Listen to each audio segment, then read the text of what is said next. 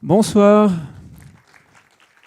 bienvenue au Palace, bienvenue à cette conférence depuis Edison et Frères Lumière jusqu'au dernier procédé argentique. Cette conférence prend place dans le cadre de notre exposition Origins of Cinema qui se termine bientôt, la semaine prochaine, donc dimanche prochain sera la fin de l'exposition. Et on avait, dans le cadre de cette exposition, qui, comme vous le savez, s'intéresse aux procédés, enfin aux machines qui ont précédé et suivi les débuts du cinéma. On avait déjà organisé une première conférence, donc c'est Jean-Pierre Verschure qui est le propriétaire de la plupart des pièces qui sont exposées dans l'exposition.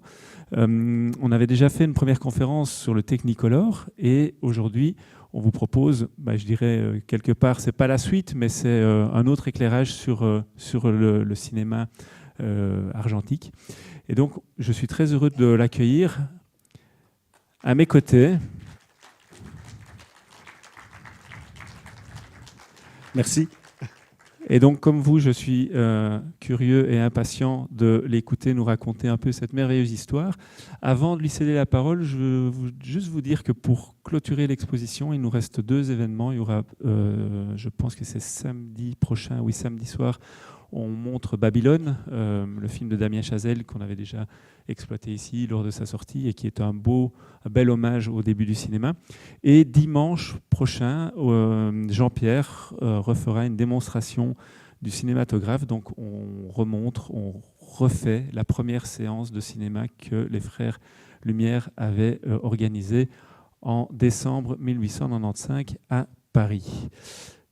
Eh bien, moi, je vais m'arrêter là et je vais laisser Jean-Pierre nous raconter la belle histoire des procédés argentiques depuis Edison et les frères Lumière, oui, jusqu'au dernier procédé argentique. Jusqu'à la fin de l'argentique.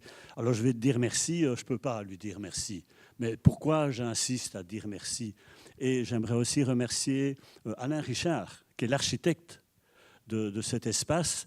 Et en essayant de savoir qui était Alain Richard, je me rends compte qu'il écrit dans son texte que concernant le palace, il a tenu à vouloir conserver, préserver l'histoire des salles de cinéma. Et il dit l'histoire... Jean-Pierre, Alain Richard est l'architecte responsable de la réaffectation du lieu. C'est mieux quand ils savent ça. Pardon ? Non, au départ, la personne qui a fait ça en 1913, elle ne vit plus. Donc, non, la réaffectation de 2018.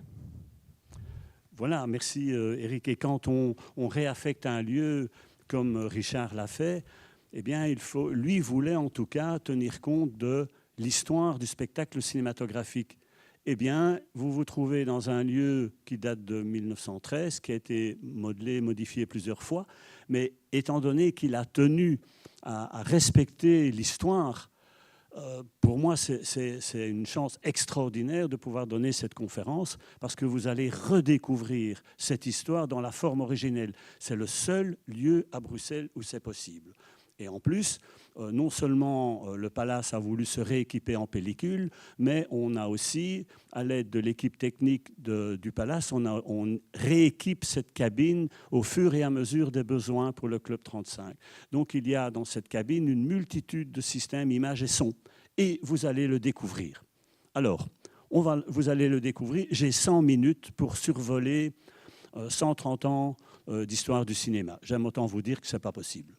Donc je vais devoir survoler des périodes. Voilà, un petit instant. Je vais prendre mon PowerPoint. Voilà. Et nous allons aller immédiatement... Attendez que je m'habitue à ce système. Non, ça c'est marche arrière. Marche avant. Alors, les historiens du cinéma aiment saucissonner l'histoire.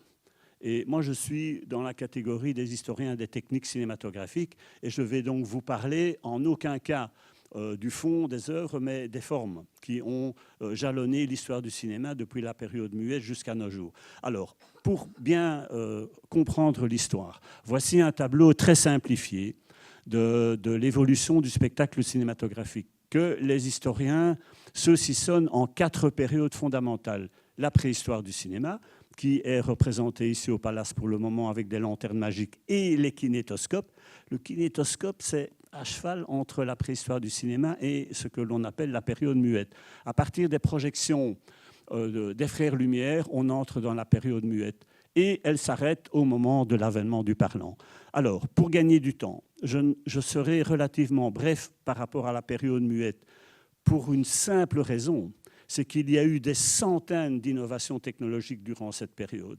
Mais aucun de ces systèmes n'a été commercialisé à grande échelle dans le monde. Cela signifie que depuis les Frères Lumière jusqu'à l'avènement du parlant, dans toutes les salles du monde, le format de l'image était le même et il n'y avait pas de son. Il y a eu quelques expériences sonores, notamment avec les films d'Alice Guy. Il y a eu des tentatives d'écran large. Il y a eu du 70 mm depuis 1900. Il y a eu des centaines de procédés. Une conférence entière ne suffirait pas à les décrire, mais ils n'ont jamais eu de conséquences sur l'exploitation cinématographique. Et donc, nous allons rapidement survoler cette époque. Ensuite, à partir du chanteur de jazz, mais jusqu'en 1952, on se trouve dans la période académie. Pourquoi la période académie ? Je vous explique en gros les grandes phases de cet exposé. La période académie, c'est le fait qu'à partir du cinéma sonore, une multitude de procédés son ont été introduits. Ça a été le chaos au niveau de l'exploitation, parce que les Japonais avaient une autre vitesse que les Américains, les Allemands avaient une piste optique 2 fois plus large que les Américains, etc. Et l'Academy of Motion Picture, of Art and Sciences, cette académie a défini des standards. Et ce sont les standards académiques qui ont très rapidement été adoptés dans le monde entier. C'est la raison pour laquelle on appelle ça la période académie. Puis arrive en 52, entre 52 et 55, on entre dans l'ère de l'écran large et de la stéréophonie, notamment avec l'introduction du système Cinérama, dont on ne parlera pas beaucoup, mais surtout avec l'introduction du cinémascope. Et là, on entre dans l'ère de l'écran large et de la stéréophonie, car depuis le cinémascope, on abandonne le format académie ancien. Et donc, on est bien dans 3 périodes fondamentalement différentes. Fondamentalement, car le passage de l'écriture à la composition d'une image et à la construction d'un récit va changer de manière drastique. Alors, gagnons un peu de temps. Durant la période muette, il faut savoir que les films n'étaient pas noirs et blancs. Donc, dès Edison, lorsqu'on regardait dans un kinétoscope à l'époque, on voyait des films teintés. Comme vous le voyez ici, ces photogrammes m'ont été donnés par la Cinémathèque française. Et vous avez ici un photogramme de la sortie des usines Lumière teinté en jaune-orange. C'est un photogramme originel. Donc, les premières images de l'histoire ne sont pas en noir et blanc. Et d'ailleurs, lorsque l'on reconstitue une projection lumière, comme on le fait ici au Palace, eh bien, j'intercale dans le projecteur un filtre jaune-orange qui simule les projections de l'époque. Mais en finalité, le format de l'image est toujours... Attendez, je n'ai pas l'habitude de ce truc. Voilà. Alors, j'ai eu envie de vous montrer quelques photogrammes de ma collection. Hein. J'ai quand même une très belle collection de films. Et heureusement d'ailleurs, parce que ce sont des photogrammes totalement inaccessibles autrement, où l'on peut voir que les films étaient teintés dans différentes couleurs. Voilà, les scènes de violence étaient rouges, les scènes sentimentales en violette, en rose, etc. Il y avait des films teintés, je ne sais pas si vous le voyez, ça c'est un film noir et blanc, mais avec pas du teintage, c'était peint au pochoir, où par exemple les vêtements avaient une certaine couleur, etc. Donc vraiment, le film noir et blanc, l'histoire du cinéma ne commence pas vraiment avec des films noirs et blancs. Mais ce n'est pas une règle générale. Donc il y avait quand même des productions en noir et blanc. Alors, je ne vais vraiment pas m'étendre sur cette période muette, elle est beaucoup trop complexe à décrire, et j'insiste. En tant que prof, j'ai l'habitude d'insister. Dans toutes les salles du monde, on projette en muet, sauf les salles où il y avait un piano. Ça pouvait aller jusqu'à un orchestre symphonique, mais ce n'était pas systématique. De très nombreuses salles n'avaient pas de piano. Donc, en ce qui concerne l'accompagnement musical, on pouvait rencontrer de multiples solutions. Il y avait parfois des bruiteurs, mais parfois rien du tout. Et il y avait parfois des bonimenteurs qui expliquaient ce qu'on allait voir. Je passe sur cette période qui est trop complexe et j'aimerais démarrer avec le chanteur de jazz en octobre 1927. Alors l'avènement du parlant, on est en 27, 30 ans après l'invention du cinéma. Ça ne tombe pas du ciel, le parlant. Et à la demande de la Cinémathèque française, j'ai dû faire une étude sur une multitude de textes que l'on trouve dans la littérature et qui est parfois très confus. C'est la Westinghouse, c'est la General Electric, c'est la RKO, c'est la RCA, c'est Western Electric, c'est Bell Telephone. C'est la confusion la plus totale. Et j'ai donc, à leur demande, décidé de mettre de l'ordre dans cette histoire. Et à cette fin, j'ai dû étudier le passage du muet au parlant semaine après semaine. Et j'aimerais très rapidement, avant de vous montrer des extraits de films dans tous ces systèmes, vous expliquer ce qui s'est passé. Donc la France avait investi des sommes colossales, notamment Léon Gaumont, dans des systèmes de cinéma sonore. Le problème, c'est que l'amplification électrique et électronique, je suis un peu long pour démarrer cette conférence, mais après, je vous gâterai avec 1 heure d'extrait de film.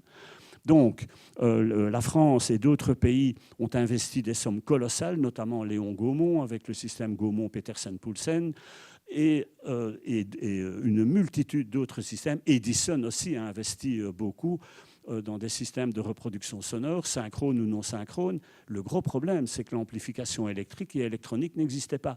Il était donc très difficile de reproduire un son, d'enregistrer un son et de le reproduire de manière électrique dans des lieux de grande dimension. Et tous les systèmes mécaniques, les phonographes et autres, n'étaient absolument pas pratiques. Et les grandes compagnies de l'électricité, et quand je dis grandes compagnies de l'électricité, vous avez l'American Telegraph and Telephone Company, vous avez la Bell Telephone, vous avez la Western Electric, vous avez la Radio Corporation of America, la Westinghouse, qui avaient acquis une série de brevets et de matériel en mesure de créer des machines capables de passer du muet au parlant. Alors, qu'est-ce qui s'est passé juste avant le chanteur de jazz? Eh bien, la Fox a acheté une série de brevets allemands. Mais la Fox, c'est un producteur, c'est une majors. Et la Fox demande à la Western Electric, notamment la Western Electric, ou au Trust ATTC, Bell Telephone et Western Electric. C'est un trust que les historiens ont l'habitude d'appeler le trust de la Western Electric. La Fox demande à la Western de mettre au point un système d'enregistrement et de reproduction sonore. Et ils vont mettre un système d'enregistrement optique, ils vont inventer un système d'enregistrement optique qui s'appelle le Movietone, avec le son sur le film. Donc la Fox est la première à avoir commercialisé des systèmes de reproduction sonore dans les salles avant le chanteur de jazz, mais exclusivement utilisés pour des actualités. D'un autre côté, il y a la Warner. La Warner, on a l'habitude de dire qu'ils étaient au bord de la faillite et qu'ils se sont lancés dans le sonore pour s'en sortir. Ce n'est pas tout à fait exact. Quoi qu'il en soit, parce que dire qu'ils étaient en faillite, eh bien, toutes les sociétés étaient en négatif. Toutes les sociétés dépendaient des grandes banques pour survivre. Et donc, ils ont pris un risque, mais ils n'étaient pas au bord de la faillite. Alors, la Warner, c'est aussi un product, c'est aussi une major qui demande au Trust Western Electric de mettre au point un système, et ils mettent au point le système Vitaphone, avec le son sur disque. Mais dans le même temps, donc le Vitaphone, ça appartient à la Warner. Dans le même temps, la Western Electric met au point un système qu'ils appellent tout simplement le système Western Electric. Conclusion, pour pouvoir commercialiser le Movietone, le système Western Electric et le Vitaphone, ils créent la société ERPI, Electrical Research Product. OK, la société ERPI signe des contrats d'exclusivité avec toutes les majors de l'époque et ils vont occuper une situation de monopole. Alors, une situation de monopole, mais attendez que la loi antitrust vienne s'occuper de cela. Le problème, c'est que la General Electric et Radio Corporation of America détenaient aussi des brevets et des inventions, mais ils arrivent trop tard dans l'industrie. La RCA, ayant investi quand même des sommes considérables dans la recherche, ils arrivent trop tard, comme je viens de le dire. Les majors ont signé des contrats d'exclusivité et dès lors, ils ont décidé de créer une nouvelle major pour vendre leur système. La RCA s'associe avec Film Booking Office et avec le groupe de salles muettes Kate Orpheum. La contraction de la Kate Orpheum et de la RCA donne la RKO. La RKO, c'est une nouvelle major fondée de toutes pièces pour commercialiser le son. Ça, c'est une chose. Alors, j'ai presque fini, mais c'est quand même important. C'est Chase National qui finance le trust RCA et RKO. La RKO est un trust. C'est Chase National. Il y a quand même un petit problème car on a ici une société concurrente financée par Morgan et nous allons voir que les grandes banques n'aiment pas de financer des projets où les sociétés sont en concurrence. Conclusion, qu'est-ce qui se passe? Que va-t-il se passer après le krach boursier? Alors, le krach boursier, j'ai appelé ça crash. On peut lire crash dans la littérature, mais krach est mieux, c'est le mot qui convient le mieux. Rockefeller achète la Chase National. OK, mais Rockefeller finance aussi le groupe Western Electric et Rockefeller demande de casser les contrats qui ont été signés avec toutes les majors, car Rockefeller refuse une trop grande concurrence entre la RCA et la Western Electric. Conclusion, tous les contrats sont cassés et la RCA peut installer, enregistrer et reproduire le son des autres compagnies. Voilà en gros comment s'est passée la première commercialisation des systèmes sonores. Vient compliquer la situation les systèmes allemands. Et là, gros problème aussi entre les trusts, mais ça ne s'appelle pas des trusts en Europe, ça s'appelle des concentrations d'industrie. Je vais passer sur les détails. Si ça vous intéresse, j'ai donné une conférence de 3 heures à Paris sur ce sujet, rien que sur ce sujet. Donc, c'est en ligne sur Internet.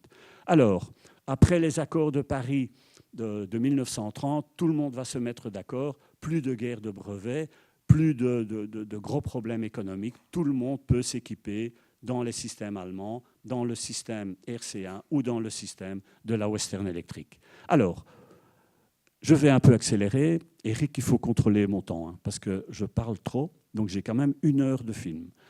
Alors, vous avez ici la solution Vitaphone. Vous avez un projecteur muet. Il n'y a pas de lecteur de son sur cette machine. Le projecteur est synchronisé à un tourne-disque de grande dimension. Voilà, ça c'est le système Vitaphone.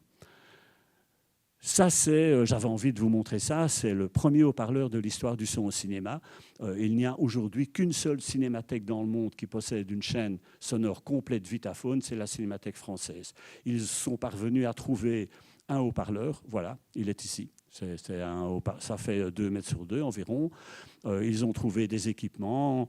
Et c'est du matériel d'une immense rareté. J'aimerais un jour pouvoir l'emprunter, mais à mon avis, je n'ai aucune chance.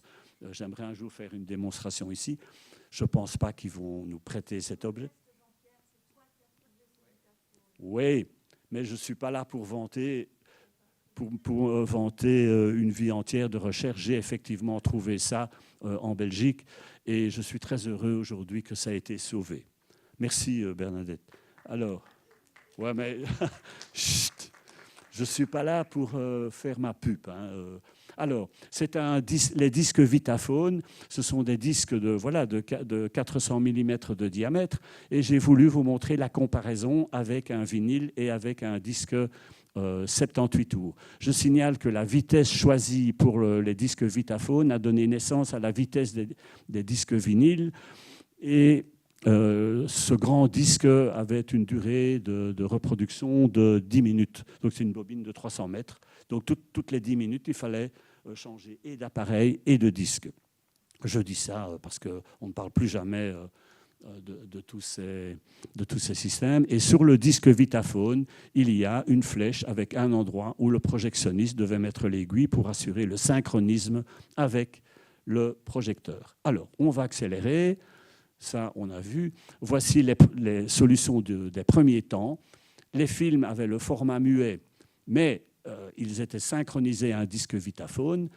Très rapidement, ça c'est le cas des premières projections du chanteur de jazz, très rapidement, le système Vitaphone allait s'associer avec avec la Western Electric et enregistrer les sons sur les copies. Le film était donc mixte. On pouvait soit le reproduire avec le son optique, soit le passer avec les disques. La solution des disques était coûteuse, onéreuse. Un disque ne pouvait être reproduit qu'une trentaine de fois. Et donc, la solution à disque a rapidement été abandonnée. Alors, ça, c'est intéressant parce que c'est une coupe transversale d'un cinéma où vous reconnaissez le haut-parleur en colimaçon, on reconnaît le projecteur avec son tourne-disque et il y a là quelque chose de très intéressant. La fosse d'orchestre, une équipe qui n'est plus utilisée, et bien sûr les musiciens se retrouvent au chômage, et là derrière il y a une fenêtre d'observation. Pourquoi une fenêtre d'observation ? Eh bien, figurez-vous que j'ai aussi trouvé en Belgique le système qui a permis de sonoriser le premier film belge. C'est un film de Gaston Schoukens, et regardez, voilà, c'est la famille Klepkens. Le film, malheureusement, est perdu, comme la conduite avec les disques. Là, je reviens en arrière. Voilà, un opérateur dissimulé dans une cabine, dans le fond de la salle, enchaînait les disques 78 tours avec une conduite voulue par le réalisateur, évidemment. Voilà, c'est dommage qu'on n'ait pas retrouvé le film, ni les disques, ni la conduite, mais l'équipement a été sauvé. Alors, voici les premières solutions. Format muet 1,33/1. Au lieu de dire 4/3, je parlerai en rapport. 1,33/1, ça veut dire que l'image est 1,33 fois plus large que haute.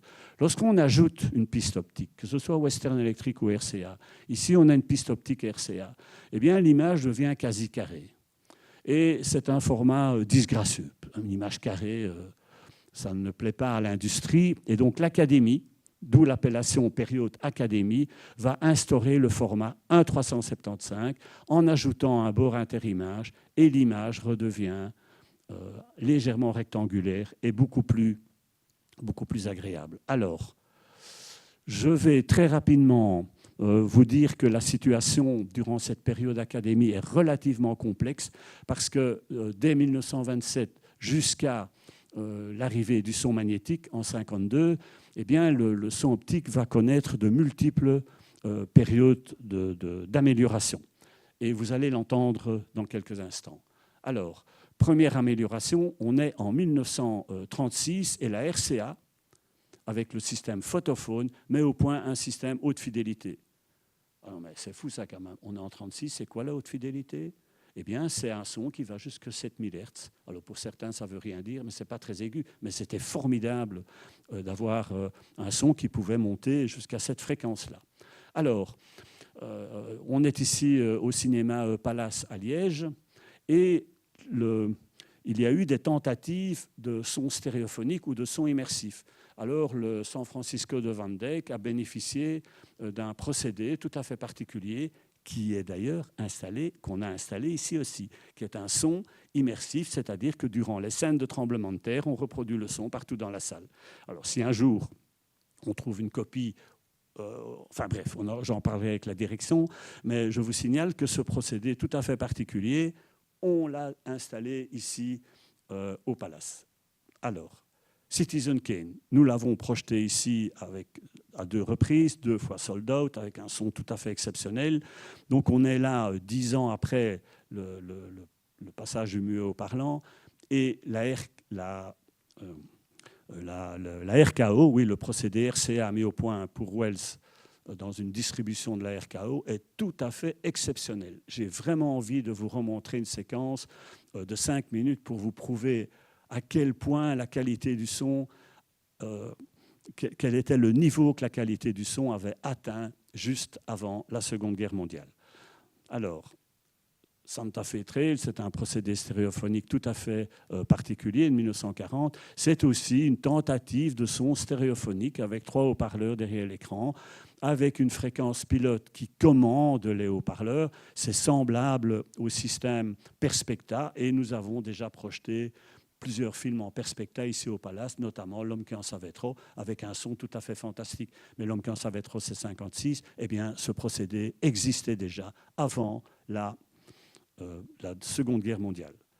Là, on ne fera pas de démonstration aujourd'hui. Ah, Fantasia, ça c'est quelque chose de tout à fait particulier. Nous sommes aussi à la veille de la Seconde Guerre mondiale. J'ai presque fini. Les extraits arrivent dans quelques instants. Pour Fantasia, la RCA avait mis au point un procédé complètement je ne sais pas comment dire, tout à fait exceptionnel. On aura 3 fois la qualité du son de Citizen Kane. C'est dire, hein, ceux qui sont venus voir Citizen Kane ici doivent encore s'en souvenir. Vous vous imaginez Citizen Kane en 3 canaux stéréophoniques. Non, mais ça devait être tout à fait fabuleux. Alors, les Américains ont retrouvé les originaux sur pellicule. Hein. C'est un lecteur de son qui était utilisé en synchronisme avec le projecteur, avec un système extrêmement complexe de reproduction du son, 3 haut-parleurs derrière l'écran et un groupe de haut-parleurs arrière. Nous sommes en 40. Vous allez l'entendre, ce son, dans quelques instants. Alors, voici la preuve, ces 3 haut-parleurs derrière l'écran. Figurez-vous que dans ma vie, j'en ai trouvé un haut-parleur comme ça. Et il est à Paris. Voilà, c'est comme ça. Mais j'ai eu de la chance, j'ai eu vraiment du mal à trouver ça. Il m'a fallu des années pour trouver élément par élément, en respectant les numéros des appareils. C'est facile de dire j'ai un haut-parleur, c'est celui-là. Non. Il fallait être quand même rigoureux par rapport à cela. Alors, on voit ici l'installation des haut-parleurs d'ambiance pour le son immersif. Et voici le film étant tout à fait, ayant une bande son tout à fait particulière, il a bénéficié de multiples restaurations. Et lorsque le système Fantasound en double bande était d'une telle complexité qu'après la guerre, le film a continué à être exploité en mono. Et lorsque des solutions comme le Dolby ou d'autres solutions ont été introduite dans l'exploitation, le film a fait plusieurs fois l'objet de restauration. Et vous allez l'entendre. Alors, qu'est-ce qu'on va voir maintenant? Là, voilà. Vous allez voir 3 extraits. Un extrait de Marius d'Alexandre Corda, sur des dialogues de Marcel Pagnol, réalisé en 1931 par la Paramount, mais en France. Et c'est donc un enregistrement Western Electric, mais ce que vous allez entendre, c'est le son d'origine. Le film a fait l'objet d'une restauration. Eh bien, j'ai entendu cette restauration et le son n'a rien à voir avec ce que l'on entendait en 1931. Donc, vous allez, dans vraiment quelques instants maintenant, découvrir une séquence de Marius de 5 minutes. Les extraits durent chaque fois 5 minutes environ. Certains diront que c'est trop long, mais si c'est trop court, on ne se mémorise pas ce que l'on a entendu. Donc, Marius, j'ai choisi le début du film où il y a de la musique et les premiers dialogues. Et vous allez entendre que le son est pauvre en dynamique sonore, donc l'écart entre les sons faibles et les sons forts est très faible, et les dialogues sont de qualité médiocre. Vous allez entendre l'amélioration faite en une décennie, cette fois chez RCA, et soyez attentifs à la qualité des voix. Vous allez avoir des voix et une musique d'une dynamique étonnante. Ben voilà, ça c'est une première étape avant la Seconde Guerre mondiale. La deuxième étape, c'est le son stéréophonique que la RCA a appelé le Fantasound. Et le film a été transféré en Dolby Stereo. Vous allez entendre un son d'une dynamique époustouflante et ce n'est pas trafiqué, je vous assure, que je suis même persuadé que ce n'est même pas la dynamique originelle. Et donc l'écart dynamique entre les sons faibles et les sons forts est très important et il y a des sons ambiants. Eh bien, c'était comme ça en 1930. Alors, si on regardait ça, voilà, première phase, quelle est l'évolution de l'image et du son avant la Seconde Guerre mondiale? Voilà, Lorraine, c'est pour toi. Et Lorraine est seule en cabine, et quand je fais ça à Paris, ils sont 3 en cabine. Donc, bravo en tout cas à la régie technique.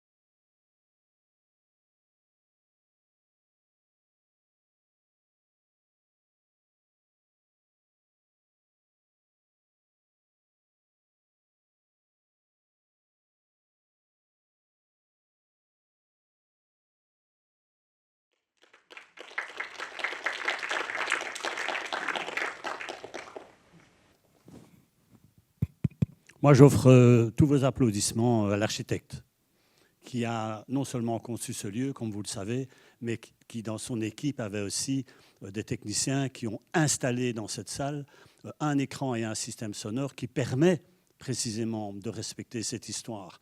Et par rapport à l'écran, vous allez voir que c'était vraiment fondamental. Donc tous les formats que vous allez découvrir aujourd'hui dans cette salle ont la même hauteur. Et l'industrie va élargir les images que vous venez de voir.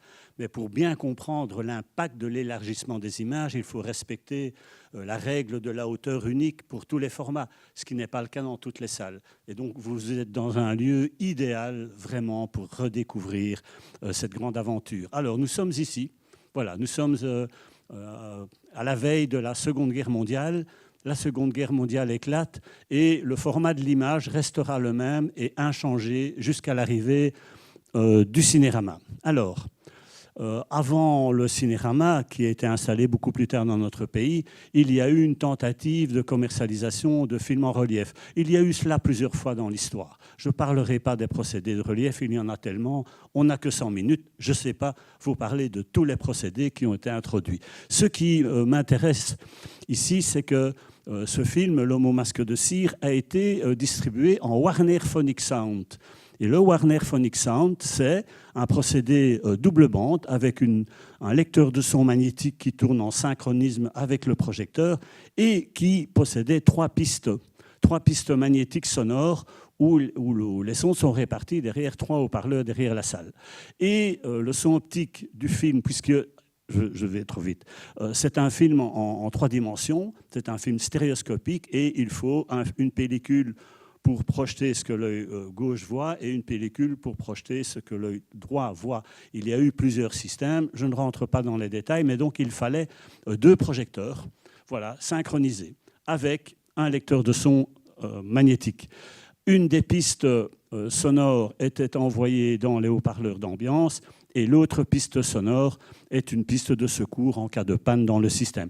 C'est un procédé qui a très rapidement disparu, mais qui va donner naissance après au procédé cinérama, qui va utiliser le même système pour le son, sauf qu'il y aura 7 pistes magnétiques, 5 réparties derrière l'écran, et les autres sont réparties dans la salle pour avoir des effets immersifs stéréophoniques.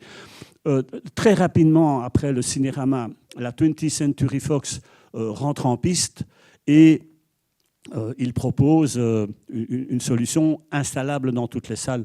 Pour le cinérama, c'est très compliqué. Il faut modifier l'infrastructure de scène, il faut modifier les cabines. Il faut 3 cabines. Il n'y avait que 2 salles en Belgique. Une ici, 25 rue de Malines, au Théâtre des Variétés, et une salle à Anvers, dont j'oublie le nom, je ne sais pas si c'est le Rubens, je ne sais plus, qui a réinstallé le cinérama pendant une période très courte. Donc une seule salle et demie en Belgique. C'est donc un procédé qui ne s'est pas répandu.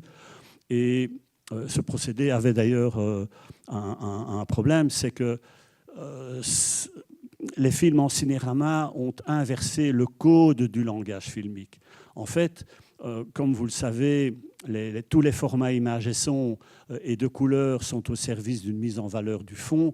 Eh bien, le cinérama, c'est l'inverse. Tout est orienté vers une mise en valeur de la forme. On va voir du cinérama, on va voir une grande image, on va voir un show audiovisuel, mais il n'y a pas de fond, il n'y a pas d'histoire. Sauf exception pour La Conquête de l'Ouest, mais c'est même une mauvaise exception. Donc je n'ai pas envie trop de parler du cinérama pour cette raison-là.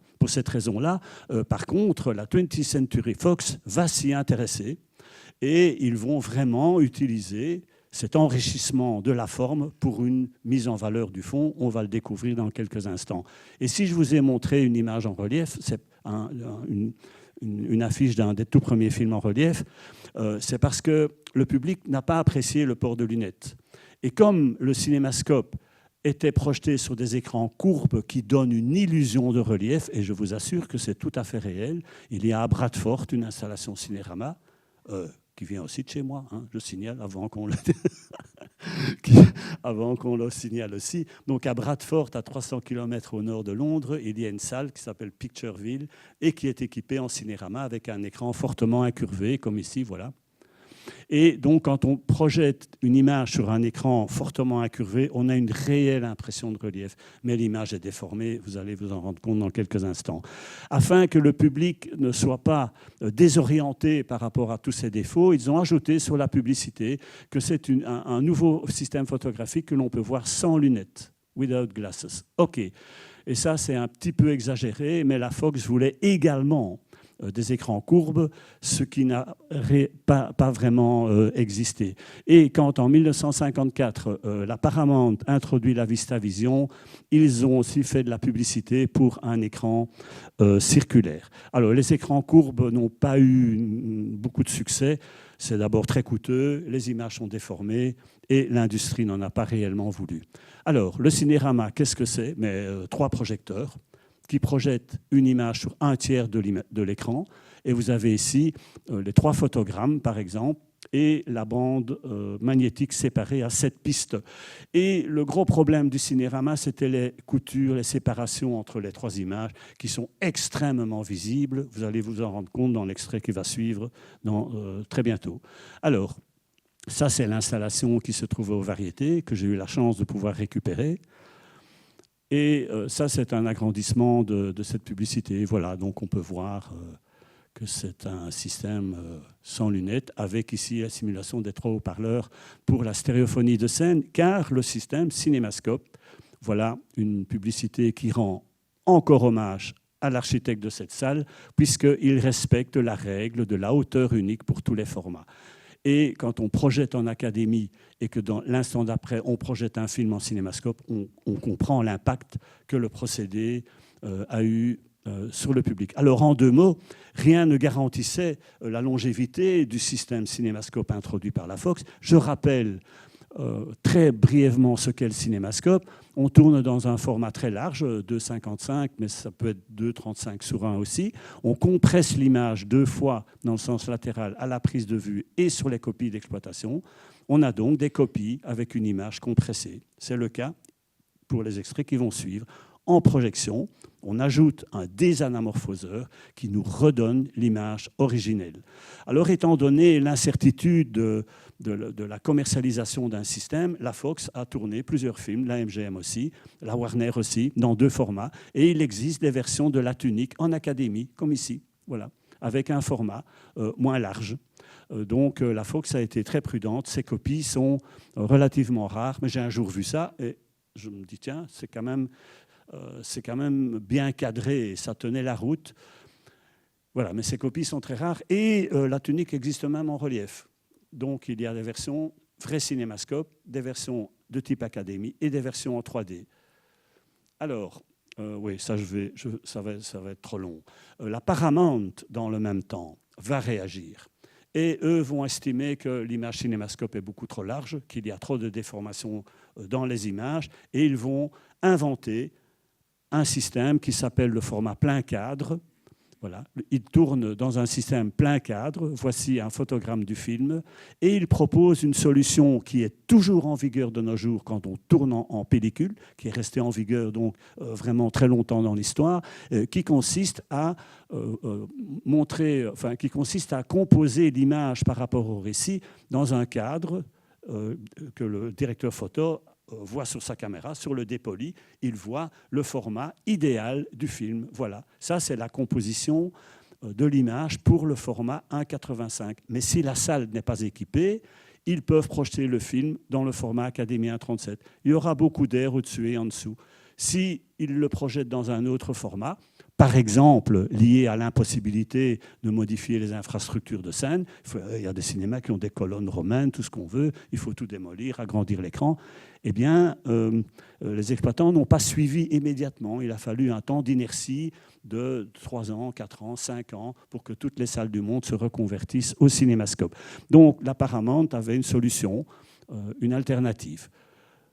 Il n'y a pas que la Paramount qui n'était pas d'accord, il y a aussi Howard Hughes. Alors, vous avez tous vu Aviateur, ou peut-être, et le directeur de la RKO, lui, ne voulait pas collaborer avec la la 20th Century Fox, ni avec les majors qui ont adopté très rapidement le cinémascope, et ils décident d'utiliser le superscope. Alors, je vais aller très vite, mais je vais quand même vous montrer une image. Le superscope, pourquoi super? Parce que l'image négative est beaucoup plus grande que dans tous les autres cas, et ils vont utiliser le principe de la Paramount, c'est-à-dire on tourne en plein cadre, voilà, on expose tout, et on peut couper en haut et en bas. Rien de significatif par rapport au récit ne se trouve dans le haut ni dans le bas de l'image.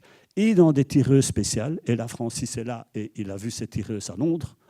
Merci, cher ami, pour tout ce que tu m'as appris concernant les différents formats Technicolor. Eh bien, on peut extraire une zone dans cette image au format 2:1 que l'on va anamorphoser dans des copies de type cinémascope et projeter avec un désanamorphoseur. Et donc, on a ici un format 2:1, moins large qu'en cinémascope, et ça, c'était la solution Superscope d'Howard Hughes, qui était alors patron de la RKO. Il y a eu 60 procédés, donc je n'ai pas le temps de vous parler de tous ces procédés, mais la première solution de la Paramount, qui consiste à amplifier une petite image 35 mm, ne convient pas sur les écrans géants. L'image manque de définition, vous allez vous en rendre compte dans quelques minutes. Et la solution VistaVision, c'est une prise de vue sur 8 perforations. Voilà. C'est le format photo 24-36 en fait, donc il faut des caméras spéciales à défilement horizontal. Il existait des copies positives en VistaVision, mais il n'y a eu que 4 ou 5 productions tournées dans ce format-là. Et je signale que le film One Battle After Another, qui vient d'être projeté, a bénéficié d'une prise de vue VistaVision, dont Thomas Anderson a pris le risque d'installer 4 ou 5 salles aux États-Unis. Eh bien, ils sont tombés en panne avec ces machines VistaVision. C'était le problème de ces machines. Mais il y a eu des projections de prestige en VistaVision l'année passée dans 5 villes aux États-Unis. Attendez, je vais trop vite. Mais voilà, donc au départ de ce très grand négatif, il existe aussi des copies dites standards par réduction optique de la grande image. Et le fait de réduire ce grand négatif sur des copies 35 d'exploitation permet d'exploiter au maximum toutes les qualités possibles d'une pellicule 35 mm. Vous allez voir le résultat dans quelques instants de cette technique. Alors voici des vrais photogrammes VistaVision. Voilà, 8 perfos, la piste optique est en haut. Ça, c'est un photogramme de la bataille du Rio de la Plata, qui est un superbe film de guerre. Et vous allez voir à quel point les images sont splendides en VistaVision. La VistaVision nécessitait des projecteurs spéciaux qui ont eu une durée de vie éphémère, et ça a mis la société Gaumont, voilà, ça c'est un projecteur Gaumont, qui a mis la société Gaumont, la filiale anglaise, en faillite. Donc ils ont investi dans des machines spéciales pour le cinémascope, ils ont investi dans le procédé VistaVision, et ça a été un échec total, parce qu'il fallait des nouvelles machines. Quelles étaient les salles qui permettaient d'ajouter 2 projecteurs dans chaque cabine? Très peu. Donc, c'est un procédé qui a très rapidement disparu. Et ça, ce sont les projecteurs Century qu'ils ont remis en état aux États-Unis pour le film de Thomas Anderson. Et ils n'ont pas tenu le coup. Mais j'ai aussi lu dans la littérature qu'à l'époque, ça n'avait pas tenu le coup non plus. Alors, voici les seuls films qui ont existé en défilement horizontal. Et vous allez voir dans quelques instants quelques images de la bataille du Rio de la Plata. Et vous allez vous rendre compte à quel point ce film prend de la valeur en le découvrant dans sa forme originelle. Allez, je vais... Ah oui, là, je risque d'avoir des ennuis avec les mouvements féministes. J'ai pris le risque de montrer ces images. Je prends le risque, mais je suis un peu pour les mouvements féministes. Hein. Est-ce que c'est acceptable ou pas? Je ne me prononcerai pas. Mais moi, en tout cas, quand j'étais gamin, eh bien, c'était comme ça. On mettait une pin-up à côté d'une machine à laver. Bon. Ou d'une grosse voiture, eh bien là, il y a une pin-up à côté d'une caméra VistaVision, je ne sais d'ailleurs pas qui c'est, et Marilyn Monroe en petite culotte pour vanter les qualités du cinémascope et du son stéréophonique. Voilà, je n'irai pas plus loin, je n'ai pas envie d'avoir des ennuis. Et je suis neutre par rapport à ça. Hein, bon. Alors, il y a eu 60 procédés introduits après le cinémascope. Et j'ai donné de multiples conférences sur ce sujet. Je vous invite à aller sur le site de la Cinémathèque et vous découvrirez des heures et des heures de conférences sur les multiples procédés qui ont été introduits, car c'était un marché très lucratif, l'écran large. Toutes les salles ont fini par s'équiper et donc il y a eu beaucoup de concurrence. Et en fait, le problème, c'est que chacun de ces procédés a des particularités différentes. Donc les historiens du cinéma aujourd'hui ont beaucoup de mal à s'y retrouver. Certains procédés ont des images très nettes, très piquées, d'autres il y a de la profondeur de champ, d'autres il n'y en a pas, etc., etc. C'est un domaine très complexe. Si ça vous intéresse, faites-en part à la direction du Palace et on pourra redonner des exposés par rapport à tout cela. Alors, j'ai plus envie de vous embêter avec ça. Mais en gros, quelle était la grosse différence entre le cinémascope anamorphique et tous les autres procédés? C'est la gestion de la profondeur de champ dans les basses lumières. Et par exemple, vous allez revoir un extrait de Rivière sans retour où la composition de l'image est d'ailleurs assez difficile à gérer, mais ce qui est surtout difficile à gérer, c'est le changement d'orientation de l'espace scénique de 90 degrés. Voici des scènes des oiseaux et l'action se déroule en profondeur parce qu'il y a de la profondeur de champ et vous allez le voir dans quelques instants. Donc, en non anamorphique, on a une image moins large mais une gestion de l'espace en profondeur. En cinémascope, l'espace scénique est désorienté de 90 degrés et on n'a pas beaucoup de profondeur de champ, mais on a une image très très large. La situation va changer, mais ça naît comme ça, et c'est par rapport à ces problèmes-là que des nouveaux procédés, à cette époque-là, ont vu le jour. Alors, on va passer à des extraits. Vous allez voir la bande-annonce d'un film en cinérama que j'ai déjà projeté dans l'exposé sur le Technicolor, mais c'est important ici que vous redécouvriez la véritable ampleur et l'impact qu'a eu le procédé cinérama sur Daryl Zanuck, directeur de la Fox à l'époque. Donc, revoyons une bande-annonce très courte en cinérama. Voyons un extrait du film Tizzy Cinérama. En fait, il n'y a jamais eu de copie de Tizzy Cinérama en 35 mm, mais la dernière séquence de La Conquête de l'Ouest reprend 3 minutes du premier film en cinérama. Et c'est cette séquence-là que je vais vous montrer. Donc je ne commets pas une erreur d'anachronisme. C'est réellement des vraies images d'un film de 1952, parce que La Conquête de l'Ouest a été tournée en 62. Mais les images que vous allez voir datent de 52. Vous allez voir un extrait de Rivière sans retour en cinémascope, conséquence de l'intérêt de la Fox pour le cinérama. Vous allez voir un extrait en superscope. Alors, le superscope, c'est au format 2:1, donc il y aura des bords noirs à droite et à gauche. Alors, c'est la bande-annonce d'un film en version française. Je suis désolé, je n'ai pas toujours tout en VO. Et vous allez voir que c'est un western où vous avez de l'espace en profondeur. Et alors, mon grand plaisir, c'est de vous montrer une séquence en VistaVision de la bataille de Battle of the River Plate, qui est un superbe film d'action, de guerre. Et soyez très attentifs à la qualité de l'image, à la définition de la VistaVision. Et les frères Lumière disaient que le cinéma, c'était la vie à l'écran. Vous allez voir que la VistaVision vous donne une image d'un réalisme époustouflant. On est sur le pont d'un cuirassé et vous verrez que tout est net dans l'image. Quand je dis que tout est net, on ne voit même pas de grain. Tout est d'un réalisme étonnant. Et croyez-moi, voir un film avec un tel niveau technique, ça change la vision que l'on a du film. Vous allez voir, je vais essayer de vous convaincre. Maintenant, Lorraine, c'est à toi. Oui, tu peux lancer. Je dois vous dire qu'entre les bandes, il y a parfois un temps d'adaptation en cabine pour changer d'objectif. Donc soyez indulgents, c'est quand même compliqué à gérer comme exposé. Voilà, merci à la régie.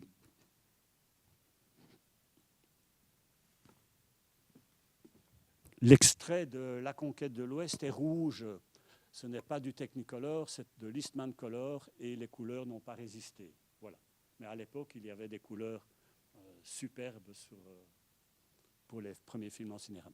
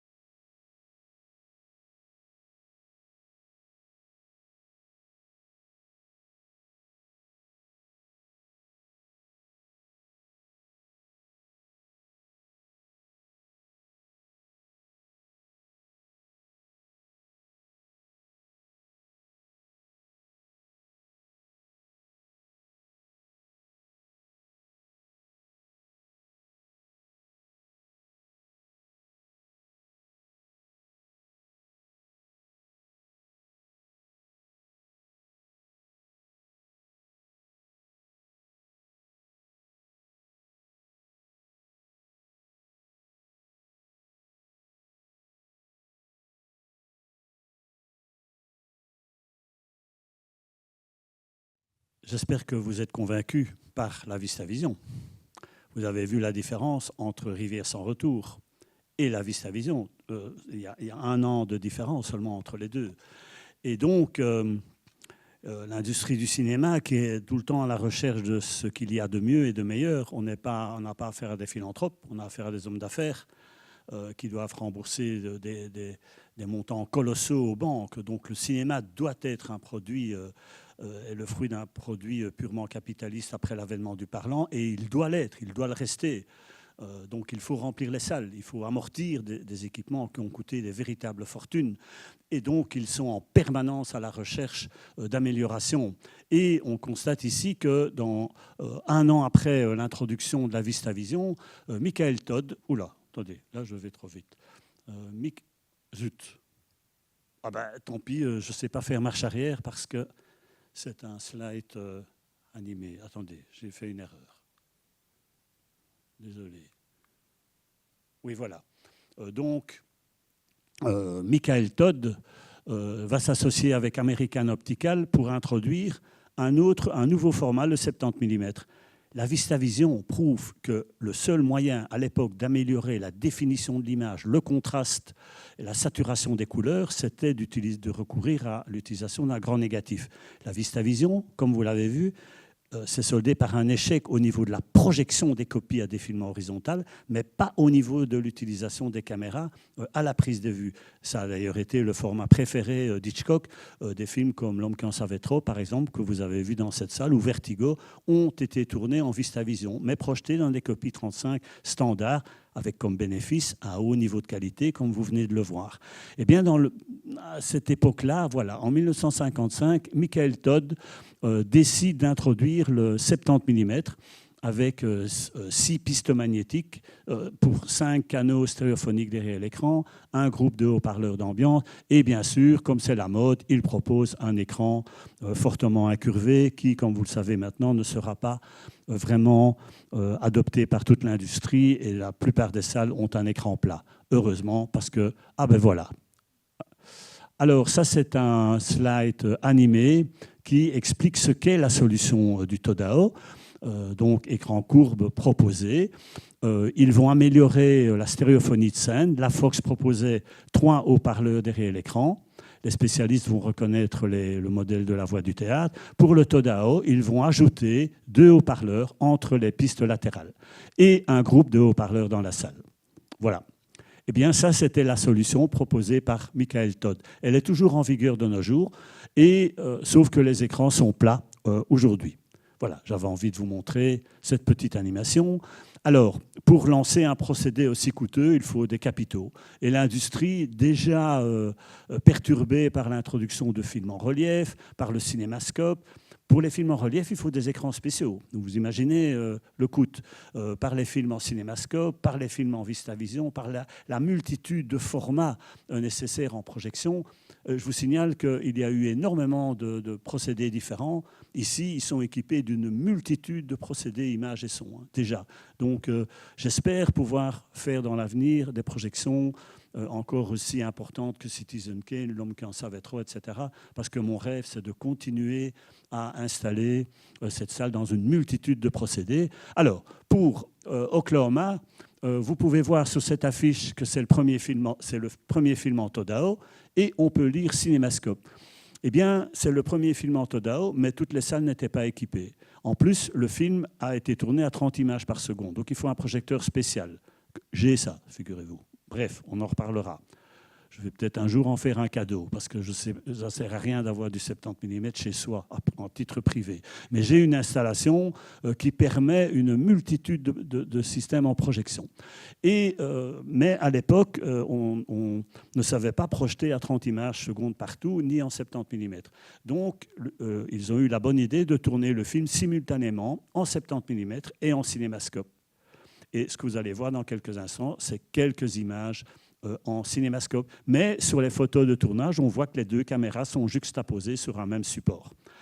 Donc, voyons cela. Alors, si j'ai envie de vous montrer une séquence, mais c'est parce que c'est le premier film en Todao, 70 mm, et que Rogers et Hammerstein, qui sont les auteurs de la musique de cette comédie musicale réalisée par Fred Zinnemann, qui venait de réaliser le train sifflera 3 fois. Il a donc une très grande réputation et on lui a confié la réalisation de ce western musical cette fois. Et Roger chez Hammerstein, ah ben voilà, c'est une opéra de Roger chez Hammerstein, ils ont investi en 1954 $1 million. C'est une somme colossale. Et c'est grâce à cet apport d'argent frais que le 70 mm est né pour la énième fois. Pourquoi pour la énième fois? Ce n'est pas la première fois qu'on essaye d'introduire ce format dans l'exploitation. Déjà en 1900, il y a eu des propositions de films en 70 mm. Les frères Lumière ont tenté d'introduire le 75 mm. Au moment du passage du muet au parlant, une multitude de formats larges ont été introduits. Tous ces formats ont été abandonnés et chaque fois qu'un procédé a été introduit, il a été refusé par l'industrie qui avait autre chose à faire que de passer à l'écran large, notamment tous les procédés introduits lors du passage du muet au parlant. C'était donc un risque de réintroduire un format large et afin de gagner la bataille, cette fois, ils vont fabriquer un projecteur multiformat qui permet à la fois de projeter du 35 dans tous les formats, son et images, et de projeter du 70 mm à différentes vitesses. Donc je voudrais vous montrer une chanson de cette comédie musicale. Et je ne vous dis pas que j'aime ça, hein, mais c'est à titre... En fait, si, je vous avoue que que j'aime la musique, j'ai adoré ça, mais je pense qu'aujourd'hui, c'est insupportable. Ouais, vous verrez, on en parlera après. Mais quand j'avais 13-14 ans, on entendait la musique d'Oklahoma à la radio tout le temps. Et quand j'étais aux États-Unis, cette musique fait partie du folklore américain. On entend cette musique est jouée régulièrement aux États-Unis. J'ai envie de vous montrer ce que Panavision a proposé. Donc, Oklahoma, c'est une production en Todao. C'est une société qui fabriquait des caméras et des projecteurs. Et comme c'était un marché très lucratif à cette époque, en tout cas à la prise de vue, Panavision va également fabriquer des caméras spéciales qu'ils vont appeler le Super Panavision. Le premier film, c'est Exodus, et le deuxième film, c'est West Side Story. J'ai vraiment envie de vous montrer quelques images de West Side Story, et soyez très attentifs à la netteté de l'image et à la profondeur de champ. On n'est pas en anamorphique, là, donc on a un espace scénique extrêmement confortable dans un format qui est un peu moins large que le scope, sauf ici pour des raisons compliquées, les réductions 35 mm amputent un peu en haut et en bas de l'image. Bon, je ne vais pas rentrer dans les détails, mais le format Super Panavision est un des plus beaux formats de l'histoire, à condition qu'il s'adapte au récit. Ce n'est pas toujours le cas. Je vois mal Ingmar Bergman tourner Les Fraises sauvages en 70 mm. Donc, il faut un format adapté au récit, évidemment. J'ai envie de vous montrer ce que le 70 mm, un des derniers films où il a failli mourir, et aujourd'hui, il y a un regain d'intérêt pour le 70 mm. Mais Hamlet de Kenneth Branagh, dont je vais vous montrer des images dans quelques instants, est un exemple de ce que l'on pourrait faire aujourd'hui. Quel est le niveau de qualité que l'on obtient sur des copies d'exploitation 35 mm lorsque l'on tourne en 70 mm? Eh bien, vous allez le voir. Et vous allez aussi entendre un son tout à fait exceptionnel, valorisé par le système THX, qui veut dire Tomlinson Oldman Crossover. C'est une société qui s'occupe de l'acoustique des salles. Et j'aime autant vous dire que quand THX s'en mêle, le niveau de la qualité sonore est optimum. Et en 70 mm, il était optimum ou optimal, je ne sais pas ce qu'il faut dire. Bon, alors vous allez aussi voir quelques images d'Alleluia Trail. En fait, le 70 mm a eu à cette époque-là beaucoup de succès parce qu'il fallait alimenter les écrans géants qui avaient été construits pour le cinéma. Et donc, il y avait quand même pas mal de salles. Et les salles en ont profité pour agrandir les écrans. Et donc, quand on agrandit les écrans, les images manquent de définition. Et donc, le 70 mm est venu au secours de la qualité de la projection dans les grandes salles du monde. Alors, j'ai vraiment envie de vous montrer quelques images de ce western. Et là, vous allez vous rendre compte, comme dans la bataille du Rio de la Plata, que la qualité des images à l'acquisition est au bénéfice d'une mise en valeur du fond. Que vous aimiez le film ou pas, ça c'est un autre problème. Mais vous allez voir que la qualité est au rendez-vous. Alors, on va voir ça. un extrait d'Oklahoma. Je pense que là en haut, ils seront contents quand j'aurai fini parce que j'aime autant vous dire qu'ils issus des grosses gouttes là-bas. Hein. C'est un peu compliqué à organiser quand même. Donc je réitère mes remerciements pour la régie. Un extrait d'Oklahoma de 1955, tourné en Todao, version cinémascope. Un extrait de West Side Story en Super Panavision de 61. 2 extraits d'Alleluia Trail. Alors, ce qui vient au secours du son, ce sont les systèmes Dolby et THX. Alors, vous allez voir un logo THX. J'espère qu'il n'y a personne qui n'a de perruque ici parce que c'est décoiffant. Hein. J'aime autant vous dire que vous allez être secoué. Mais, encore une fois, c'est au service de la mise en valeur d'un fond. Et Kenneth Branagh a choisi ce niveau sonore. Là, tous ces procédés dont on parle sont en fait des outils au service des producteurs, des réalisateurs. Ils en font ce qu'ils veulent. On est bien d'accord. Je n'ai jamais dit qu'il fallait tourner tous les films comme ça. Non, mais l'évolution technologique est là. Et le producteur, le réalisateur se dit « Ah, c'est comme ça, moi je veux de la stéréo. Ah non, moi j'en veux pas, etc. » Eh bien aujourd'hui, ils ont une palette de procédés à leur disposition. Et Kenneth Branagh, tourné en Panavision système 65 avec des toutes nouvelles caméras, ainsi que des toutes nouvelles caméras à Reflex 765, qui a par exemple été utilisé pour le film de Bertolucci, avec une photo ah zut, son nom m'échappe, un trou de mémoire. Bref. Oublions ça. Donc, on va envoyer la projection. Alors, tenez-vous bien, installez-vous et découvrez la splendeur du 70 mm lorsqu'il a été commercialisé à partir de 1955.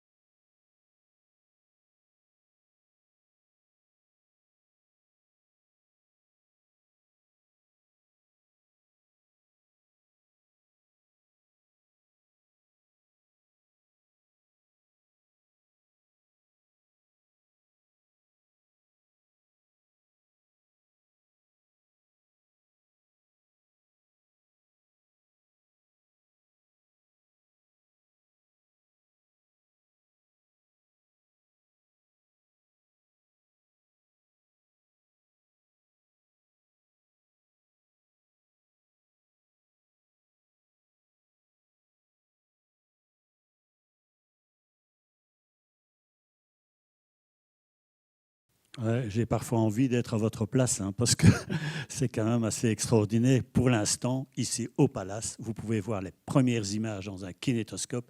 Dimanche prochain, les premières images avec un cinématographe lumière. Et j'ai encore quelques extraits à vous montrer et voir des images pareilles, tout ça dans le même lieu. Oh non, mais mettez-vous à ma place. Alors, par rapport à l'évolution des systèmes d'image, la situation va un peu s'arrêter. Vous avez là une bonne idée de l'évolution depuis Edison jusqu'aux extraits d'Hamlet. Là, c'est du 35 que vous avez vu.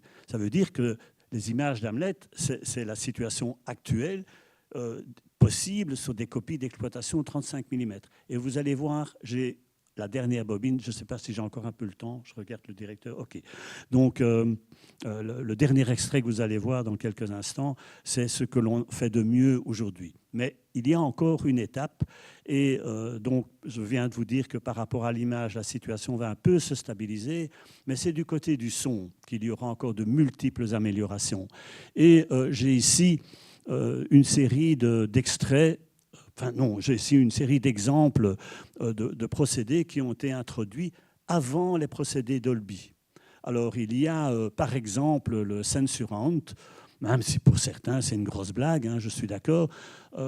Figurez-vous que c'est moi qui ai été choisi par Universal pour installer le Censurant en Belgique. On se demande pourquoi. Hein. Bon, c'est comme ça. Quoi qu'il en soit, j'ai installé le procédé dans une centaine de salles en Belgique. Et je vais vous montrer une séquence de la bataille de Midway, pour vous prouver que le son optique avait quand même atteint un certain niveau de qualité avant le Dolby. Alors, il y a eu des procédés comme le Sound 360 degrés, on en reparle dans quelques instants, des systèmes expérimentaux extrêmement complexes avec 7 pistes sonores. C'est une invention de John Mosley. J'ai été le voir aux États-Unis. Il m'a offert des films comme ça. Voilà, je suis parvenu à sauver ce type de système sonore que je garde précieusement. Et il y a par exemple aussi l'opéra rock Jésus-Christ Superstar en magnétique, avec 3 pistes magnétiques et avec une piste optique. Eh bien, croyez-moi, le son de Jésus-Christ Superstar est extraordinaire. C'est un son multicanaux, stéréo, avec une dynamique sonore tout à fait remarquable, mais peu de salles s'équipaient. Mais ces procédés existaient avant le Dolby. Alors, c'est moi qui me trompe? Oui, alors nous sommes donc maintenant, donc nous avons vu le 70 mm, le 35 avec Rivière sans retour. Il y a eu du perspecta, j'en parle pas parce qu'on a déjà projeté des films en perspecta ici au Palace. Et en 1977, des nouveaux procédés vont voir le jour. Dolby A, Dolby SR, l'ultra stéréo, le DTS, etc. Une foule de procédés vont être introduits dans l'exploitation. Moi, ce que j'ai envie de vous montrer, c'est quelques images de la bataille de Midway, simplement pour vous prouver que l'évolution technologique, on est arrivé là. Vous allez voir, c'était quand même assez étonnant. Il y a eu des films en Sound 360, et par exemple, je me souviens avoir vu aux États-Unis La Tour Infernale, en multicanaux où la dispersion des haut-parleurs avait été modifiée. Il y avait du son devant, derrière et sur les murs latéraux. Et quand vous êtes au milieu de la salle, entouré du bruit d'un incendie, j'aime autant vous dire que c'est terrifiant. Et ça crée un réalisme vraiment étonnant. Et c'était une projection en 70 mm. Alors vous imaginez le niveau de qualité de Rio de la Plata avec un son haute fidélité qui vous entoure et vous êtes dans un réalisme tout à fait remarquable. Et bien voilà, moi j'ai passé toute ma vie à essayer de conserver et de collectionner tous ces systèmes, preuve de l'héritage du spectacle cinématographique. Voici un film de Ken Russell, Tommy, qui a bénéficié d'un procédé tout à fait particulier. Je ne vais pas trop rentrer dans les détails, mais j'ai trouvé un équipement et bien sûr, il est dans ma collection. Alors, la situation devient un peu compliquée. Donc, il y a eu des systèmes expérimentaux inventés par Kinotone. Il y a eu un système français, LC Concept, qui va donner naissance au système DTS. Le Palace est équipé. Le film Oppenheimer a été projeté ici avec le son séparé sur un disque grâce à un équipement particulier en cabine. Eh bien, il est en cabine. Il y a eu des systèmes numériques. Alors, il y a une foule de procédés. Je vous dis tout de suite, dans ma collection, je les ai tous. Et mon rêve, c'est de les installer un jour dans un lieu où tous ces procédés pourraient être mis en valeur. Par exemple, le Palace. Je vais discuter de ça avec la direction. Alors, il existe donc des logos THX, Dolby Digital, etc. C'est ce que vous allez découvrir maintenant. Le son séparé du DTS. Sur le film, il y a un code temporel. Je n'ai pas le temps d'expliquer chaque système. Bon, il y en a eu tellement. J'ai dénombré 103 procédés sonores introduits depuis le chanteur de jazz. Et dans ma collection, j'en ai plus de 70. C'est dire que c'est quand même compliqué. Et donc j'ai la chance inouïe, et je me répète, de pouvoir, à l'occasion, amener un de ces procédés ici au Palace. Parce que ces procédés doivent être complémentaires de l'image. Si l'image est trop petite, c'est insupportable. Si l'image est trop grande, ça ne va pas non plus. Donc il y a ici un juste équilibre entre la conservation de l'héritage du spectacle cinématographique par Alain Richard et ce que l'on peut en faire. Voilà. Et je me répète, mais pour moi, c'est vraiment important. Donc voilà, il existe une multitude de systèmes et j'ai envie de vous montrer, par exemple, les rééditions THX de la Guerre des Étoiles, parce que ces procédés sonores n'existaient pas en 77. Ils ont été restaurés et transférés en digital. Et d'ailleurs, on ne peut même plus projeter les anciennes versions. Alors j'ai envie de vous montrer une bande-annonce très courte avec la qualité du son restaurée par Lucas en THX. Alors, je vais aussi vous montrer un extrait des Aventuriers de l'Arche perdue. La copie est un peu rouge maintenant, mais c'est du Dolby A, parce qu'il y a 22 systèmes Dolby. 22 systèmes Dolby. Bon, on connaît le Dolby A, le Dolby SL, le Dolby Digital, ça fait 3. Et les autres? Eh bien, j'ai collaboré avec Dolby pendant 13 mois et je les ai tous. Et donc, on peut ici facilement équiper la cabine, et on l'a déjà fait. Chaque fois qu'il y a un procédé Dolby particulier, l'installation est prévue pour qu'elle soit facilement adaptable. J'ai envie de vous montrer des images de la ligne rouge avec un son digital qui correspond bien au récit, la trilogie de la Guerre des Étoiles et un film très curieux qui existe en de multiples versions, y compris en aromascope. Bon, l'aroma, c'est un système odorant, un peu comme polyester de John Waters. Je voulais vous montrer un extrait, mais bon, on n'a pas le temps de tout voir. On pourra refaire des séances si vous le voulez. Et donc, il existe aussi des systèmes odorants, il existe des systèmes où les fauteuils vibrent dans la salle, etc. etc. Mais dans Spy Kids, j'ai trouvé la bande-annonce qui met en valeur et le système sonore et le relief. Alors, je collectionne ce genre de choses. Je ne dis pas que c'est ma passion, mais je collectionne ce genre d'évolution technologique. Découvrons maintenant toute une série de films en anamorphique. Ils seront très contents en cabine parce que c'est quand même compliqué de changer tout ça. Vous verrez une séquence de la bataille de Midway en censurante avec un encodage sonore DBX. C'est un peu le concurrent de Dolby, mais ce n'est pas du Dolby. Et donc, vous allez entendre ce que ça donne. Vous allez voir un extrait des Aventuriers de l'Arche perdue en Dolby Stereo A. Dans la continuité, quelques années après, Dolby met au point le SRD. SR, ça veut dire Spectral Recording. Impossible à expliquer en 2 minutes. C'est pourtant passionnant à expliquer pourquoi l'analyse du contenu spectral de la piste optique a permis de l'améliorer à ce point-là. Parce que c'est la même piste optique que Citizen Kane ou que Marius. Hein. Ce sont des équipements électroniques qui sont venus s'ajouter et qui permettent de simuler un son d'un très haut niveau de qualité. Ben, bravo, ils ont réussi. Donc c'était quand même intéressant de pouvoir répondre à la question, mais comment ont-ils fait? Alors, la trilogie Star Wars en THX et en Dolby Digital. Et alors, la publicité, c'est de dire, revoyez-les pour la première fois. Parce que moi, je l'ai vu en 77, je l'ai même vu à Salt Lake City, figurez-vous, j'étais là-bas, et je vois La Guerre des Étoiles en 70 mm, et c'était fascinant, hein, comme spectacle. Je vous assure que je suis revenu secoué. Hein. Et alors, le dernier extrait que nous allons voir aujourd'hui, c'est Spy Kids, All the Time in the World, en Dolby Surround et X Digital. Il y a aussi, et ça n'apparaît pas là-dessus, les logos Dolby et THX qui accompagnaient ces projections. Eh bien, on est parti pour le dernier round. Alors la régie, voilà, c'est bientôt fini pour vous. Mais là, c'est compliqué de changer tous ces systèmes sonores, vous n'imaginez pas. Moi, je sais ce que c'est, mais franchement, j'apprécie le Palace d'organiser cela.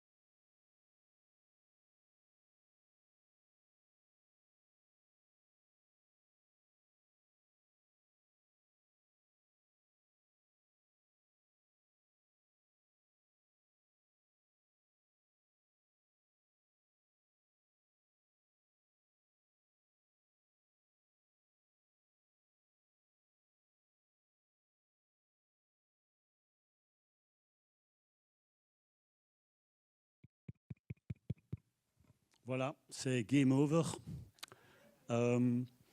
C'est une démonstration de l'évolution technologique des systèmes. Donc, j'ai à aucun moment parlé du fond, ce n'est pas mon rôle. Je voulais vous montrer dans ce lieu l'héritage du spectacle cinématographique depuis Edison jusqu'aux dernières images que vous venez de voir qui sont d'une incroyable beauté. J'insiste, l'industrie du cinéma en fait ce qu'il veut. Voilà, on peut l'utiliser comme on veut. Voilà, je ne sais pas vous parler des problèmes de fond. Voilà, Eric, excuse-moi. On n'a pas le temps de parler des problèmes de fond de toute façon. Je ne sais pas le faire. Donc, merci à vous, merci Jean-Pierre. On doit libérer la salle parce qu'il y a une séance qui va commencer dans 10 minutes. Ouais. Je vais vous dire que j'ai parlé tout à l'heure des derniers événements pour l'exposition. Venez aussi le 25 juin, on vous montrera le salaire de la peur aussi en 35 mm. Ce sera notre dernier rendez-vous de la saison Club 35. Soyez les bienvenus. Merci beaucoup, bonne soirée. Merci Eric.